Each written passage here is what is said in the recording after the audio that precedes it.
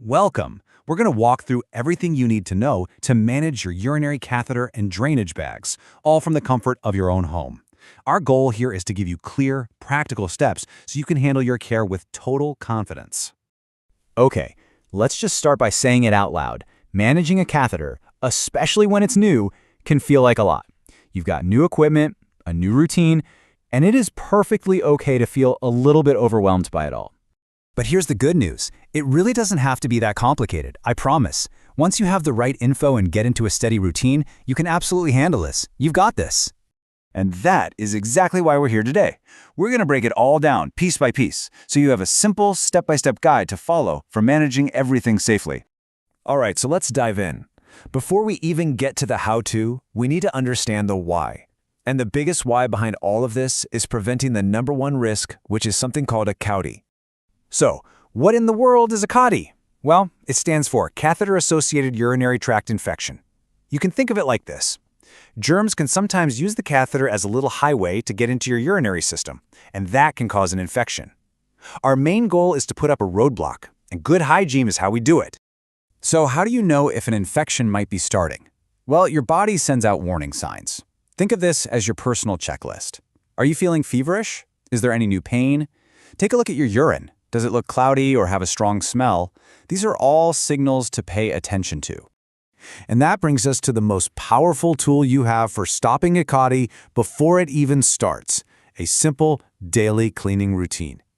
This is where you really take control of your health. And you know what? You don't need any fancy, expensive supplies. You can make some really effective cleaning solutions right in your own kitchen. As you can see here, a simple bleach and water mix is a powerhouse for killing germs. Or a vinegar and water solution is fantastic for breaking down any of that cloudy, crystal-like stuff that can build up.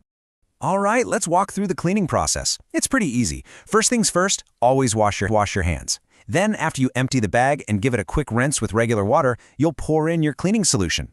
Really give it a good swish for about 30 seconds to make sure it coats everything inside. Then just set it aside and let it sit for about 15 to 20 minutes. Okay, so once that time is up, go ahead and pour the solution out. Now, this next part is really important. You have to rinse the bag and the tubing really well with clean water. We want to make sure every last bit of that cleaning solution is washed away. And here we are, the final step in cleaning. You're just going to hang the bag up to air dry. The key here is to leave the little spout at the bottom open and pointing down. That way, gravity can pull all the moisture out, and germs will have nowhere to grow. Simple as that. Okay, so you've got the cleaning routine down pat. Awesome.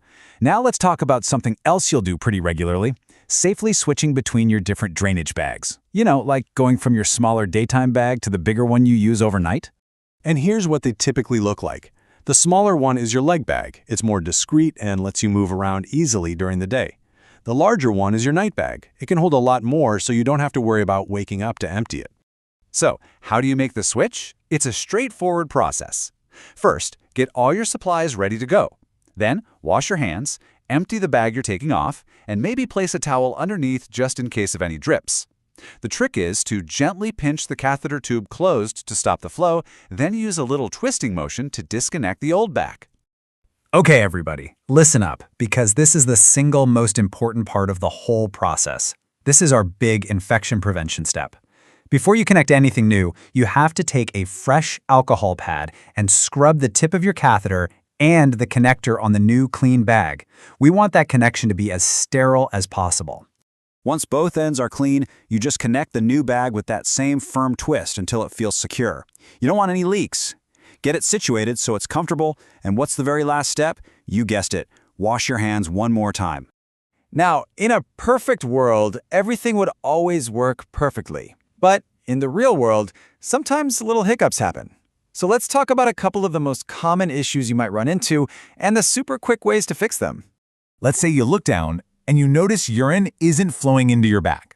Okay, don't panic. 9 times out of 10, it's a simple plumbing issue. The very first thing to check is the tubing. Is it twisted up? Did it get kinked? Are you maybe sitting on it by accident? The fix is usually just as simple. Just follow the tube and straighten out any kinks you find. And remember the golden rule. Gravity is your best friend here. The bag must always be hanging lower than your bladder for it to drain properly. Okay, another really common one. letting the bag get a bit too full. We've all done it. A full bag isn't just heavy and uncomfortable, that weight can actually start to pull on the catheter, which we definitely want to avoid.